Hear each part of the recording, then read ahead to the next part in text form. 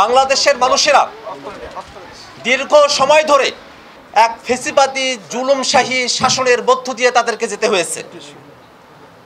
বাংলাদেশের মানুষেরা তারা তাদের ন্যায্য কথাটুকু বলতে পারে নাই।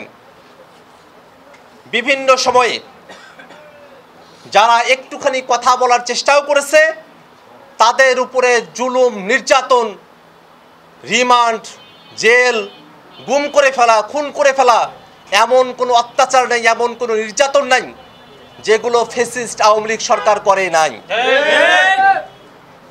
যখন বাংলাদেশের মানুষেরা আর কোনো আশা ভরসার জায়গা খুঁজে পাচ্ছিল না, আমরা যখন ধরে নিয়েছিলাম যে আমরা হয়তো এই জুলুমশাহী থেকে আর মুক্তি পাবো না, ঠিক সেই সময়টাতে বাংলাদেশের ছাত্র জনতার নেতৃত্বে এক অভূতপূর্ব অভ্যুত্থান সংঘটিত হয় এবং আল্লাহর কাছে শুকরিয়া যে সেই অভ্যুত্থানে হাজারো শহীদ, লক্ষ লক্ষ আন্দোলনের যোদ্ধা, অনেকে আহত হয়েছেন, অনেকে গাজী হয়ে বেঁচে এসেছেন, তাদের সকলের অংশগ্রহণের মধ্য দিয়ে আল্লাহ রাব্বুল আলামিন আমাদের সকলকে ফেসিবাদী শাসন থেকে মুক্তি দিয়েছেন।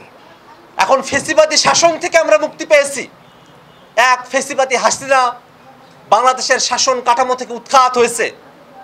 বাংলাদেশ রাষ্ট্রটা যেভাবে চললে এই বাংলাদেশ রাষ্ট্রে আর কেউ কখনো হাসিনার মতো ফেসিবাদী হয়ে উঠবে না, তেমন একটা রাষ্ট্র যাতে বাংলাদেশে প্রতিষ্ঠা হয়, এই চাওয়া পাওয়া আপনার আমার সকলের।